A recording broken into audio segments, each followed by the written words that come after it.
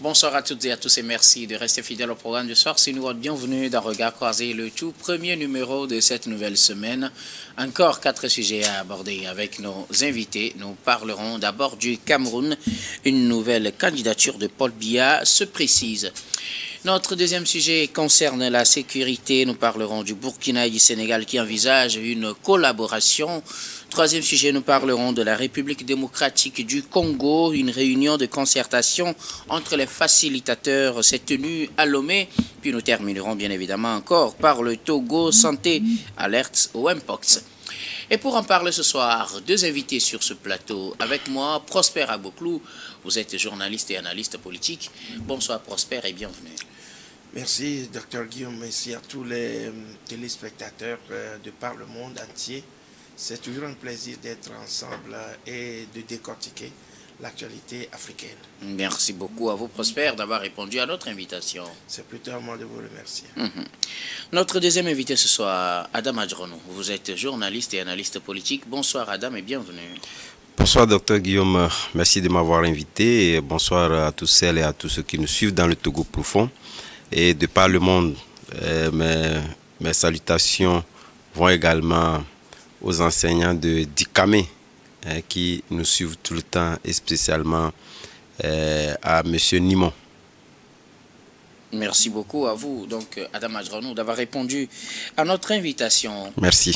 Avec vous, nous allons aborder notre premier sujet. Nous prenons la direction du Cameroun. Une nouvelle candidature de Paul Biya se précise. On pourrait donc s'interroger ou peut-être le mettre à la forme interrogative. Est-ce une manière d'annoncer au public qu'il pourrait briguer un nouveau mandat à la tête du Cameroun? L'on s'interroge puisque le président Biya devient de plus en plus présent sur les réseaux sociaux depuis avril, selon les observateurs. Le président camerounais se fait remarquer sur les réseaux sociaux avec ses appels aux populations, ces messages qu'il partage quotidiennement, de quoi réveiller peut-être cette attention du public beaucoup plus jeune qu'avant, un public qui n'est pas aussi de la même tranche que Paul Biya, mais qui pourrait peut-être décider, qui aurait peut-être décidé de s'adapter à la population camerounaise et la préparer pour les prochaines élections à voir sa candidature s'escargue. Certains observateurs, nous en parlons avec nos invités. Je commence par vous, Prosper Agboklou.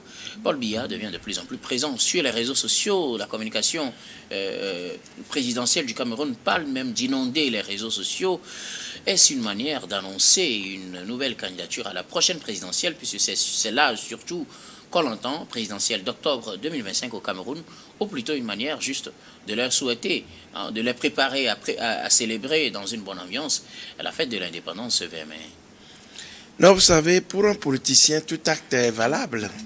Entre-temps, Paul Biya était absent, complètement disparu de la scène, où on l'a retrouvé à Genève. Certains parlent de bilan de santé, certains disaient à l'époque qu'il n'est plus. Et puis, patati patata, le bon sénile arrive, il fait éclater les réseaux sociaux, il fait comprendre aux Camerounais qu'il est toujours vivant, qu'il est en bonne santé. Sûrement qu'il est parti peut-être reprendre les souffles pour pouvoir revenir en force sur la scène politique camerounaise. Donc ceci dit, je crois que ce sont deux actions qui s'emboîtent, qui font pratiquement suite. Parce que là, si aujourd'hui il devient de plus en plus présent, c'est un signe fort pour dire que, bon, je suis là, je vais bien, je suis présent, je ne suis pas défectueux.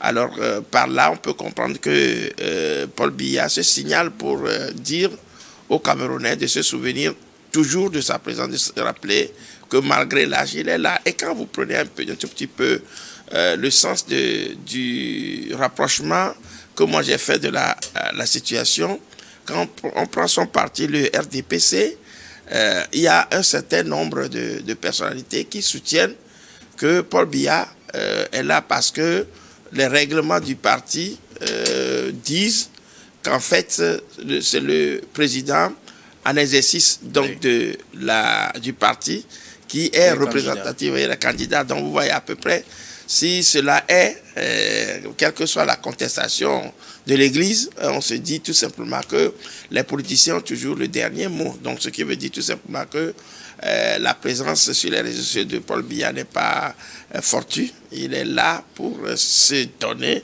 je dirais, une forme d'ancrage et se présenter vis-à-vis donc de l'électorat. Donc avec ceci, je pense que on ne peut plus douter de sa volonté et de la volonté du peuple, surtout qu'il est soutenu par les chefs traditionnels donc de l'Est du Cameroun. Donc je pense que ceci va dans la continuité de sa présence, pour moi, à mon avis, à la gouvernance du Cameroun. Merci beaucoup. À vous, Prosper Agboklou. Il faut donc lire deux choses à travers cette présence du président Biya. Une manière de dire « je suis en bonne santé » puisque les gens avaient cru en tout temps qu'il était mort. Certains acteurs, effectivement, l'avaient donné pour mort avant qu'il ne revienne de l'Europe pour montrer qu'il est toujours vivant. L'autre analyse, c'est que le président camerounais serait en train, effectivement, de préparer les esprits à une prochaine candidature. Oui, c'est ça. Alors, qu'en dites-vous, Adam Adjronou, le président camerounais, serait-il en train de préparer les esprits pour une prochaine candidature pour la présidentielle d'octobre 2025, ou est-ce juste une manière d'annoncer les couleurs de la fête nationale le 20 mai prochain, demain d'ailleurs, 20 mai, où le Cameroun célèbre la fête nationale, ce qu'on pourrait appeler encore fête de l'unité, puisque c'est à cette date en 72 que les Camerounais ont opté pour un État unitaire au lieu d'un État fédéral. Et c'est juste dans ce contexte, ou plutôt faut-il avoir une lecture beaucoup plus politique et imaginer que le président camerounais va se présenter pour un nouveau mandat.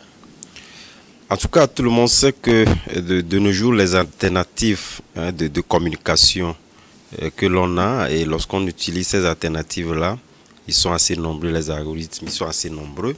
C'est justement pour donner une information.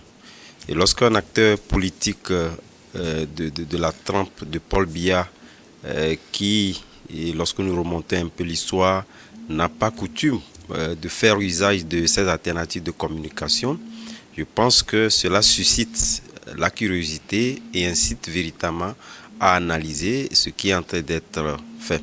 C'est vrai que vous avez énuméré un certain nombre de messages qui pourraient éventuellement susciter ces sorties-là. Mais nous savons bien évidemment que lorsque nous prenons l'environnement camerounais, derrière la personnalité de Paul Biya se cache tout un idéal ou se cache une problématique de gouvernance. Et nous savons que la jeunesse également, vous l'avez dit, lorsque vous prenez cette nouvelle génération de plus en plus panafricaniste qui essaie naturellement de contrarier, en tout cas, les multiples candidatures de Paul Biya. Et vous l'avez vu justement également, eux également utilisent ces réseaux sociaux pour en tout cas dénoncer et donner une position claire vis-à-vis à ce que devait donc ressembler Paul Biya à l'approche de ces élections-là. Mais justement, parce que je le disais, lorsque vous voyez Paul Biya derrière sa personnalité, comme je l'ai dit, c'est toute une politique derrière. Et nous savons que, étant donné que c'est sa personnalité qui est sur ces réseaux sociaux, on a tendance à dire Paul Biya, mais justement, tout le parti politique, il y a des gens assermentés qui sont en tout cas prédisposés à pouvoir donc véhiculer ces informations-là. Nous savons que derrière ça, peut-être que Paul Biya lui-même, au regard de son âge et les préoccupations qui sont les siennes, ne serait donc pas au courant. Donc nous parlerons plutôt, au lieu de parler de Paul Biya, nous parlerons plutôt de l'arsenal entier qui constitue en réalité cette gouvernance-là que porte Paul Biya. Je dirais quand même d'entrée de jeu que de toutes les façons, même si on a tendance à avoir une popularité derrière qui en réalité est assez mitigée, de toutes les façons nous savons que le parti de Paul Biya n'est pas, en tout cas la non-candidature de Paul Biya demain, comme le dit certains, demain n'est pas la veille. Ça veut dire que cette candidature est dans les tiroirs. Maintenant, comment faire accepter cette candidature-là à la population camerounaise? C'est ce qui amène aujourd'hui, de mon point de vue, à préparer le mental, voir véritablement est-ce que qu'est-ce que cela peut susciter et analyser et voir véritablement quelle action, en tout cas quelle communication politique peut-on mettre en place pour en réalité faire passer en tout cas cette pilule-là qui, de mon point de vue, lorsque vous voyez les multiples interventions des jeunes, a tendance à être amère ou difficile à avaler. Mais ce qui est important de toutes les façons, nous savons qu'il y a évidemment des tendances. Est-ce que quelque part, cette sortie-là, si elle serait peut-être acceptée, ce que je doute très fort, parce que les critiques sont assez virulentes d'un point de vue du changement et d'un point de vue des oppositions qui sont en attente et en réalité pour le Camerounais lambda ou les panafricanistes, puisque aujourd'hui, lorsque nous parlons de la gouvernance d'un pays, ça va au-delà du pays. Ce n'est plus une question de cloisonner sur le pays. Vous avez vu, la plupart des critiques d'ailleurs même sont forgées et fondées pratiquement en Occident, où nous avons une grande diaspora de Camerounaises qui s'expriment en réalité sur la gouvernance, mais également de leur, en tout cas, ce qu'ils pensent de la candidature de Paul Biya. De toutes les façons, nous savons que cette pilule-là, même si, comme je l'ai dit, serait difficile à avaler, nous savons qu'elle existe bel et bien et elle est portée au-delà de la personnalité de Paul Biya par, en tout cas, un parti politique qui souhaiterait véritablement que Paul Biya soit le candidat, étant donné que les tests du parti disent clairement que c'est le président en exercice du parti qui est de facto le candidat de ce parti-là. Et jusqu'au jour d'aujourd'hui, voilà, rien n'a changé. Vous pensez que c'est justement dans une logique politique Tout à fait. Une prochaine candidature à la présidentielle qui aura lieu en octobre 2025, Prosper? Oui, justement, quand vous vous rappelez un tout petit peu le message de fin d'année, le message présidentiel, Paul Biya avait affirmé qu'il est toujours partant. Oui. Il a déjà dit, donc je crois quand même qu'il n'y a aucun camouflage. Qu'il est toujours prêt à servir son pays et qu'il a toujours comment on appelle, la possibilité, la capacité plutôt de pouvoir aller contre les défis qui attendent le Cameroun en 2025. Bon, maintenant, il y a un septennat encore, c'est 7 ans que dure la mandature au Cameroun. Je me demande si jusqu'à 99 ans, à la pointe du siècle, enfin du centenaire, elle peut encore tenir. Mais quand on le voit visiblement, vous savez, c'est un vieillard qui, franchement, donne l'impression de ne pas être fatigué. Ça, quand vous le voyez, pratiquement, c'est cela. Mais est-ce que l'opposition camerounaise a la capacité de pouvoir élever la voix? Je l'ai dit tout à l'heure, il y a, comme on appelle, l'Église catholique qui s'est élevée contre une possible candidature de Paul Biya. Et ça, je crois que dans cette configuration, je n'ai pas l'impression que l'Église peut avoir la même mise donc, sur cette décision-là. Maintenant, on reste à voir et à savoir que Paul Biya n'a pas encore préparé, même pas sa succession. Donc je crois que ça aussi, c'est un problème au sein du parti et il doit y avoir des guéguerres, enfin, des contradictions, des contradicteurs, ceux-là qui veulent peut-être le succéder, comme il n'y en a pas.